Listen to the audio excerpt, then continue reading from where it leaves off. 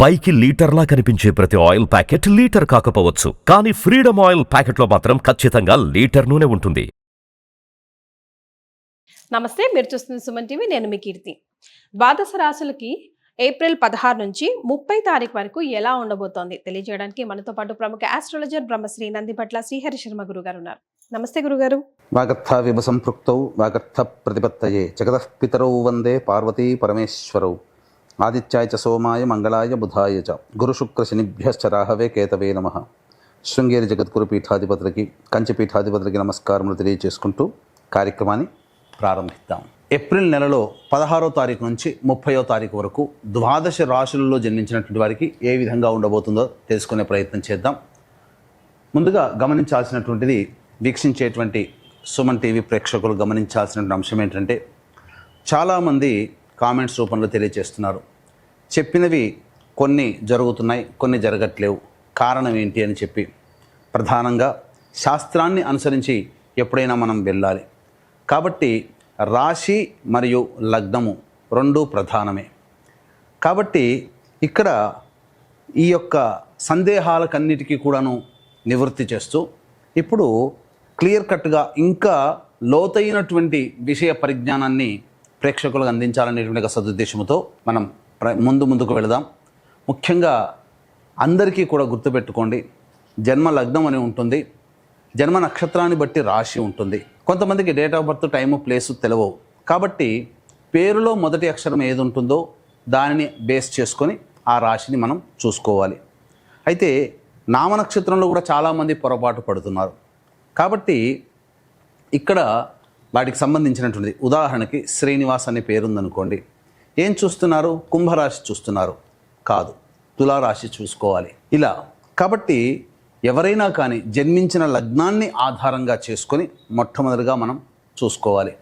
జన్మ లగ్నం తెలియని వాళ్ళు కనీసం రాశి నుంచి చూసుకోవాలి. ఈ జన్మలగ్నము రాశి రెండూ తెలియనటువంటి వాళ్ళు నామ నక్షత్రం మీదుగా చూసుకోవాలనేటువంటిది విషయాన్ని ప్రేక్షకులకు తెలియజేస్తున్నాను. కాబట్టి ఈ పట్టు నుంచి మనము లగ్నాన్ని బేస్ చేసుకొని మరియు రాశిని బేస్ చేసుకునే విధంగా తెలియజేసుకునే ప్రయత్నం చేద్దాం.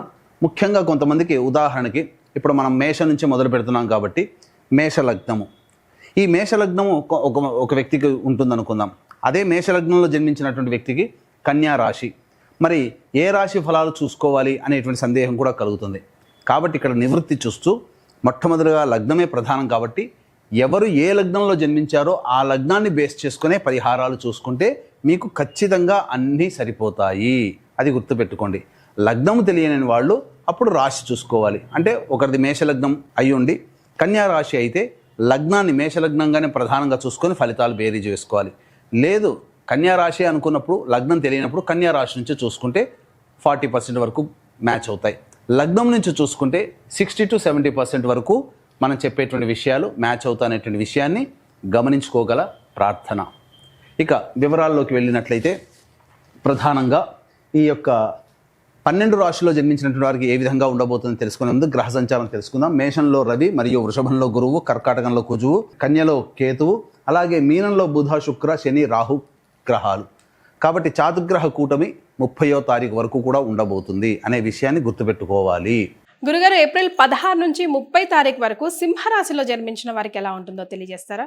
ద్వాదశ రాశులలో భాగంగా సింహరాశి మరియు లేదా సింహ లగ్నంలో జన్మించినటువంటి వారికి 16వ తారీఖు నుంచి 30వ తారీఖు వరకు ఏప్రిల్ నెలలో ఏ విధంగా ఉండబోతుందో తెలుసుకునే ప్రయత్నం చేద్దాం. ముఖ్యంగా ఈ యొక్క సింహరాశిలో జన్మించినటువంటి వారికి గృహ మార్పు కలగబోతుంది, లేదా ఇంట్లో కంటే బయట ఎక్కువగా ఉండాల్సినటువంటి పరిస్థితి, దూర ప్రాంత ప్రయాణాలని సూచిస్తుంది. అలాగే ఆస్తిపాస్తులకు సంబంధించినటువంటి వివాదాలు వచ్చే అవకాశం కూడా గోచరమవుతుంది. ఈ యొక్క సింహరాశిలో జన్మించినటువంటి వారికి ప్రధానంగా బాధ్యతలు కూడా పెరుగుతాయి. నిర్వహించాల్సినటువంటి కర్తవ్యము మీ ముందు ఉండడం ద్వారా అనేక కష్టాలు పడాల్సినటువంటి పరిస్థితి గోచరమవుతుందని చెప్పవచ్చు. ముఖ్యంగా ఈ యొక్క సింహ లగ్నము లేదా సింహరాశిలో జన్మించినటువంటి విద్యార్థులు విదేశీ యానము, విదేశీ విద్యకు సంబంధించినటువంటి ప్రయత్నాలలో విజయాన్ని పొందుతారు. అనుకూలమైనటువంటి మీరు కోరుకున్నటువంటి విద్యా సంస్థల్లో ప్రవేశం లభించే అవకాశము గోచరమవుతుంది. ప్రధానంగా ఇటు గురువు రవి ఈ 2 గ్రహాలే మీకు సంపూర్ణంగా యోగాన్ని ఇవ్వబోతున్నాయి.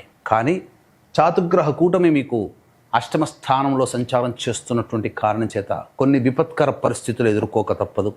ఆల్రెడీ అష్టమ శని దోష ప్రభావం ప్రారంభమైంది. అంతేకాకుండా ధనము మూలకంగా ఊహించని విధముగా కష్ట నష్టాలు ధనపరంగా ఎక్కువ అయ్యే అవకాశం ఉంటుంది. మీరు నెలవారీ బడ్జెట్లో గతంలో కంటే కూడా ఈ నెల నుంచి ఎక్కువగా కేటాయించుకోవాల్సినటువంటి పరిస్థితి ఉంటుంది. ఆకస్మికమైనటువంటి ఖర్చులు పెరుగుతాయి. కుటుంబ పరముగా కాస్త ఏకాకిగా మారే అవకాశం ఉంటుంది. కుటుంబ సభ్యులందరూ ఒకవైపు మీరు ఒకవైపు ఉన్నట్టుగా ఉంటుంది.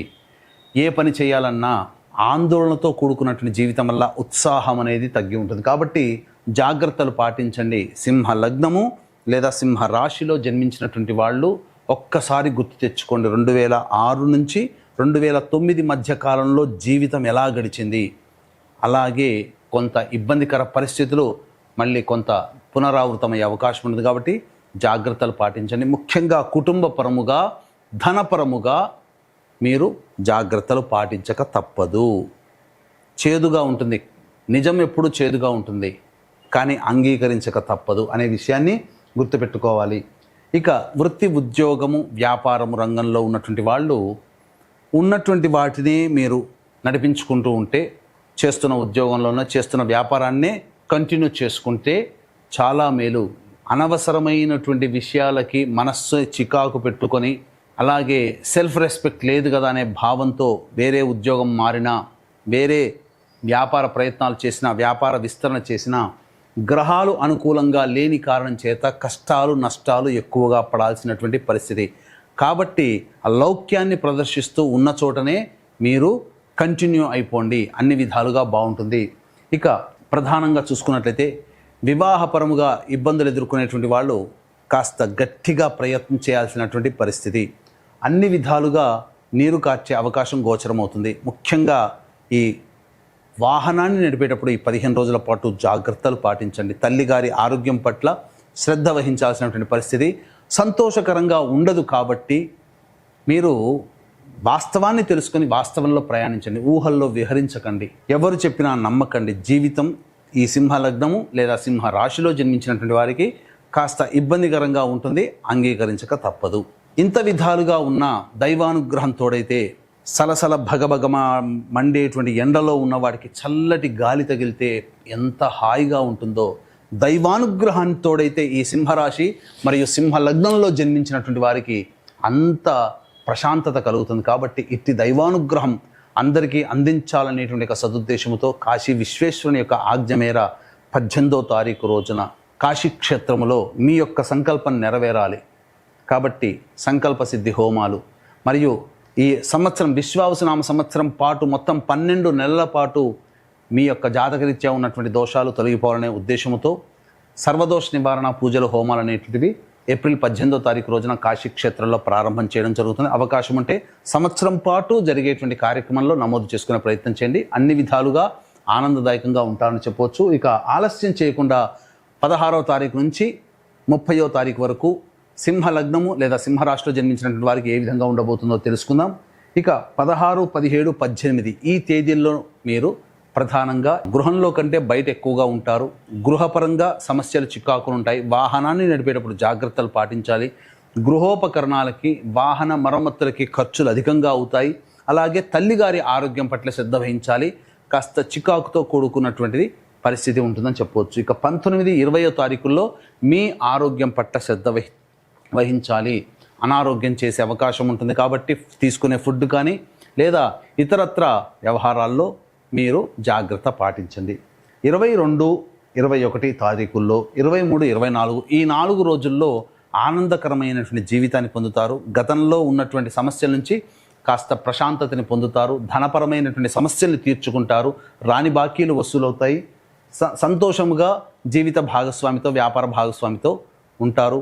అలాగే కోల్పోయినటువంటి ప్రేమ ఆప్యాయతల్ని తిరిగి కుటుంబ సభ్యులతో పొందుతారని చెప్పవచ్చు. ఇక 25, 26 ఇది అత్యంత కీలకమైనటువంటి సమయం. మనిషికి అత్యాశ గురి చేసేటువంటి ప్రకటనలు మిమ్మల్ని వశపరుచుకుంటాయి. తద్వారా ధన నష్టం చేకూరుతుంది. లేదా ఇచ్చినటువంటి సొమ్ము తిరిగి రాదు. అన్ని విధాలుగా ధనపరమైనటువంటి సమస్యల్ని 25-26 తారీఖుల్లో పొందుతారు. కాబట్టి జాగ్రత్తలు పాటించండి. మానసికమైనటువంటి ఆందోళన అధికంగా ఉంటుంది. కుటుంబ సభ్యులతో ఈ యొక్క 2 రోజుల పాటు మౌనాన్ని ఆశ్రయించండి, చాలా సమస్యలు తగ్గుతాయి. ఇక 27-28 తారీఖుల్లో ప్రధానంగా చూసుకున్నట్లయితే గతంలో ఎప్పుడో చేస్తున్నటువంటి ఉద్యోగంలో ఉన్నటువంటి తప్పులు బయటపడే అవకాశం గోచరమవుతుంది. ప్రభుత్వ రంగంలో ఉన్నటువంటి వాళ్ళు జాగ్రత్తలు పాటించాలి. అలాగే సంతానం మూలకంగా ఖర్చులు సమస్యలు పెరుగుతాయి, విభేదాలు కూడా పెరుగుతాయని చెప్పొచ్చు. 29-30 తారీఖుల్లో నిరుద్యోగస్తులకి ఉద్యోగం లభించే అవకాశం కానీ, ఉద్యోగంలో పదోన్నతి పొందే అవకాశం కానీ గోచరమవుతుంది. తర్వాత చెప్పొచ్చేది ఏమిటంటే 16, 17, 18, 25, 26 తారీఖుల్లో ఖర్చులు అధికంగా ఉంటాయి కాబట్టి జాగ్రత్తలు పాటించండి. ఎస్. సో సింహరాశి వారికి ఈ షడ్గ్రహ కూటమి తర్వాత అంతగా బాగుండట్లేదు అంటారు కదా, మరి మహిళలకు ఎలా ఉంటుందో ఒకసారి తెలియజేయండి గురుగారు. ఇక ఈ సింహ లగ్నము లేదా సింహ రాశిలో జన్మించినటువంటి మహిళలు ప్రధానంగా బాధ్యతలు పెరుగుతాయి, కానీ గౌరవ మర్యాదలు తగ్గుముఖం పడతాయి. ఇప్పటి వరకు మిమ్మల్ని ఆనందంగా గౌరవించిన వాళ్ళు, ప్రేమగా చూసుకున్న వాళ్ళు మిమ్మల్ని దూరం పెడతారు. తద్వారా కొంత మానసికమైనటువంటి వేదనకు గురయ్యే అవకాశం గోచరమవుతుంది. అలాగే తండ్రి తరపు ఆస్తికి సంబంధించినటువంటి వివాదాల్లో కొంత ఇబ్బందికరంగా మారుతాయని చెప్పవచ్చు. అలాగే కోర్టు సంబంధించిన వ్యవహారాలు చికాకులు కలుగుతాయని చెప్పవచ్చు. ఏది ఏమైనా ఫలితం లేని బాధ్యతలు పెంచుకోవడం, తద్వారా ఇబ్బందికర పరిస్థితులు. వివాహం కాని అమ్మాయిలకి కాస్త జాగ్రత్తలు పాటించండి. గర్భవతులుగా ఉన్న వాళ్ళైతే ఈ 16-30 తారీఖు వరకు ఆరోగ్యపరంగా కాస్త చర్యలు చేపట్టండి, ఎందుకంటే మిస్క్యారీస్ అయ్యే అవకాశాలు గోచరమవుతున్నాయని చెప్పవచ్చు. మరి ఎలాంటి పరిహారాలు పాటించాలంటారు సింహరాశి వారు ముఖ్యంగా? ఈ యొక్క సింహ లగ్నము లేదా సింహ రాశిలో జన్మించినటువంటి వాళ్ళు ప్రధానంగా ఈ 16వ తారీఖు నుంచి 30వ తారీఖు వరకు ఆనందంగా ఉండాలి అంటే ప్రతిరోజు దత్తాష్టకము రోజుకి 3 సార్లు పఠించే ప్రయత్నం చేయండి. అలాగే ఇష్టదేవత సందర్శనం చేసుకున్నట్లయితే ఇంకా శుభ ఫలితాలు పొందుతామని చెప్పవచ్చు. ఇంకా అవకాశం ఉంటే ఏప్రిల్ 18వ తారీఖు రోజున కాశీక్షేత్రంలో ఈ సంవత్సరం పాటు జరిగేటువంటి సంకల్ప సిద్ధి, సర్వదోష నివారణ పూజల హోమాల్లో పాల్గొనే ప్రయత్నం చేయండి. చాలా సంతోషం అండి, ధన్యవాదాలు. సర్వం శ్రీ ఉమామహేశ్వర పరబ్రహ్మార్పణమస్తు.